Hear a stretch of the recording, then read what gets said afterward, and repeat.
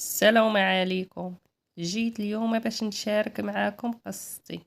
معاكم سعاد. انا كنت عايشه في واحد الاسره فقيره. كنت عايشه من بين خوتي بزاف، كنا 8 ديال الخوت، 4 ولاد و4 بنات. وكانت الام ديالي على قد الحال، كانت ما كتلقاش مسكينه باش توكلنا.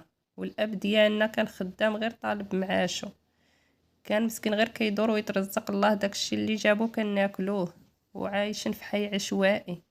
المهم كبرنا، ولكن كنا كنقراو، وديك القرايه كانت غير على قد الحال، على حساب الظروف اللي كنا عايشينها وداك الشي.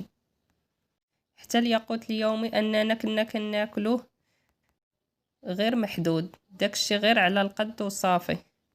كنا الا تغدينا العشاء ما كنتعشاوش، والاغلبيه تناكلو غير الخبز واتاي. المهم تعرفت على واحد السيد تعرفت عليه غير صدفة تما في الحي ديالنا. كان جا كيقضي شي اغراض ديالو، ومن تماك شافني وتبعني حتى لباب دارنا وخطبني من دارنا. صافي تزوجت بيه على سنة الله ورسوله. الزوج ديالي كان واحد الانسان ظريف بزاف، وولدت معاه 2 ولاد وبنت. وكان الزوج ديالي بخير وعلى خير، اللي كنت كنقولها ليه كان يطبقها. الصراحة في الزواج ديالنا ما كنتش كنحس معاه بالسعادة، رغم انه كان درويش وظريف، ولكن كنت كنحس به ما عندوش واحد الشخصية قوية. كنت كنشوف شخصيته ضعيفة وما كانش عنده رأي. كانت عائلته هي اللي كتتحكم فينا، وهي اللي كتفرض علينا الرأي ديالها. الابسط حاجة الا بغيت ندير غير عقيقة لواحد في ولادي هما اللي كيتدخلوا، اشنو نطيب اشنو ندير للضياف، وهما اللي كيقولوا هاد التفاصيل. اما الزوج ديالي غير تابع وصافي، اي حاجه قالوها ليه والديه كبيره والصغيره خوتو هي اللي كيديرها. وهاد الشي هو اللي ما كانش كيعجبني فيه.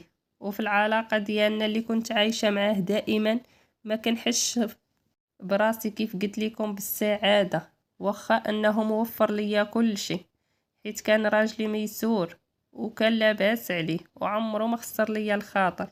ورغم انه كان يسفرني ويشري لي الحوايج ومهلي في ولادو وساكنه في دار زوينه، وكل شي كان موفر عندي.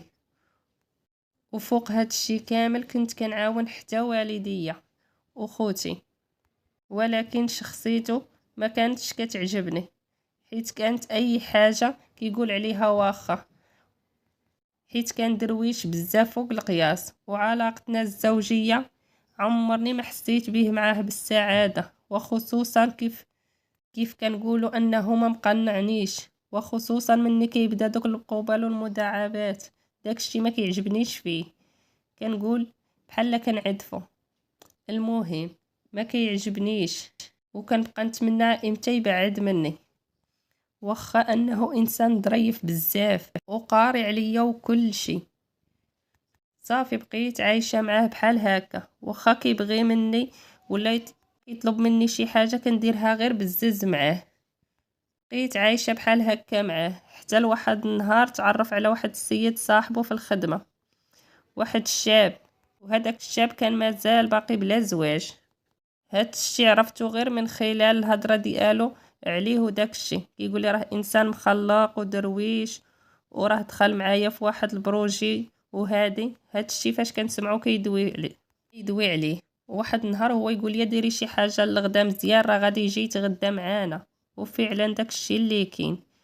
وملي طيبت الخضره وداك الشي وجا داك الشخص، ملي جا كيبان ليا واحد الانسان عنده واحد الشخصيه من هدرته، وما كيهدرش بزاف، والهضره عنده تيقولها غير بالميزان.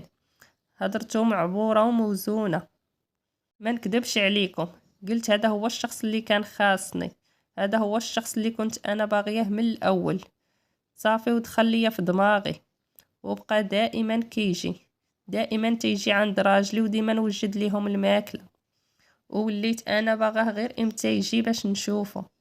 وكنت دائما نهار اللي كيبغي يجي كنلبس احسن ما عندي، وكنتقاد وكنتصايب غير باش يشوفني لابسه مزيان، وكيف كنقولوا زعما باش يتعجب بيا. وكنت كنحاول انني نبتكر شي حاجه اللي عمرني درتها لراجلي، وراجلي كان كيحساب لي غير انني فرحانه بصاحبه وكنكبر بيه، ولكن لا، انا كنت كندير هاد الشيء على قبل صاحبه حيت عجبني، وكنت الصراحه وليت مهووسه بيه. وواحد المره كنت خاصمت انا والزوج ديالي خصام كبير، وكانت العائله ديالو ما عمرها ما دخلت فينا. العائله ديالو كان ديما كيقولوا ليه طلقها، تيقولوا ليه اش بغيتي هاد الصداع ومالكم على هاد الروينه. هذه هي الحاجه الوحيده اللي باقي ما دارهاش، هو انه يطلقني. صافي ملي تخاصمت انا وياه، هاد الشخص اللي هو يا صاحبه اللي كان يجي لعندنا هو اللي دخل بيناتنا بخيط ابيض وصالحنا. والصراحه انا بغيت نتصالح معاه غير على قبل انه ما ياخدش عليا نظره خايبه ويقول ان الزوجه ديالو قبيحه وخايبه وواعره وما مزياناش. بغيتو ياخد عليا نظره زوينه، ولكن انا ما همنيش راجلي، فقط همني غير الشخص اللي كان كيجي هو اللي صالحنا. وصافي من تماك خديت النمره ديال التليفون ديالو، ووليت كنعاود ليه اي مشكل كيوقع بيني وبين راجلي، ووليت كنعاود ليه على علاقتنا الزوجيه وعلى العلاقه ديالنا في الدار كيفاش دايره وكيفاش كيتعامل معايا. وبصح النيت كنت كنقول ليه داك الشيء راه كيجيني انسان ضعيف الشخصيه وما عندوش راي وما عندوش واحد القيمه وسط العائله ديالو، ديما والديه هما اللي كيتحكموا فيه، وهذا الشيء ما كيعجبنيش فيه. وبقينا بحال هكا كنهضروا دائما حتى تطورات العلاقه، وولات علاقه ديال الحب، وليت مهموسه به. وقلت ليه ما كرهتش انني نلقى شي ولد الناس بحالك. وهو يقول لي اش كتسناي، طلقي منه ونتزوج بك انا.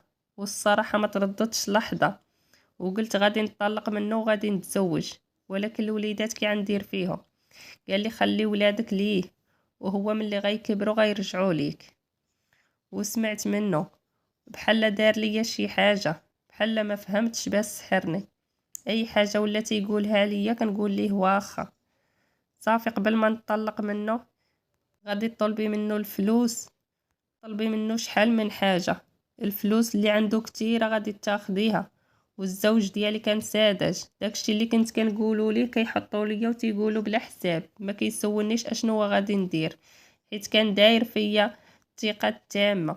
هزيت فلوس وهزيت ذهبي وصافي، ودفعت انني ناخد طلاقي، ومشيت انا وهداك الشاب اللي تعرفت عليه صاحب راجلي لواحد المدينه، وسمحت في ولادي وكل شيء ومشيت. وديت معايا داك الفلوس والذهب.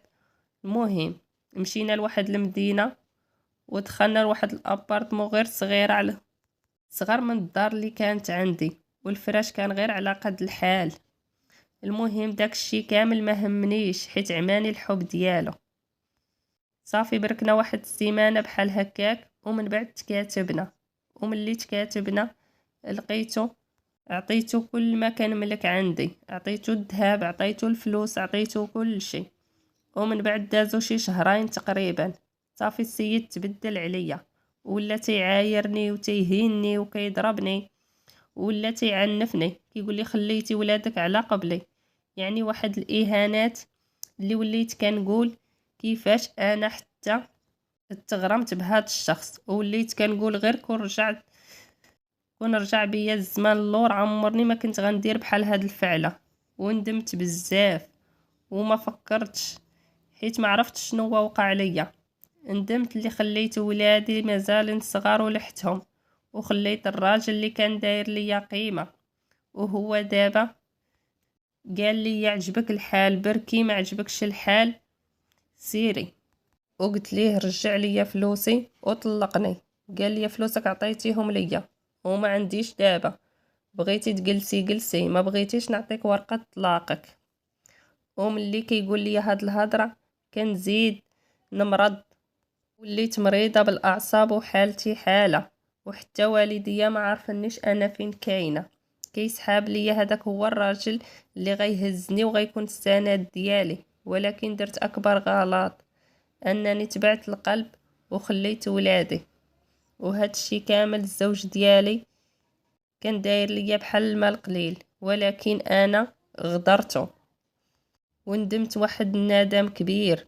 ودابا بغيتكم تقولوا ليا كيفاش غندير وكيفاش نرجع لولادي ونمشي بحالي ونطلق منه، ولا كيفاش ندير حتى نحيد من هاد الازمه هادي اللي انا عايشه فيها. وهادشي علاش جيت اليوم باش نشارك معاكم قصتي وتقولوا لي الراي ديالكم فيها. كنتمنى تنصحوني وتقولوا لي شنو ندير مع هاد السيد باش نرجع لولادي. وهنا تسالات قصتي. كنشكركم على حسن استماعكم وخليتكم على خير.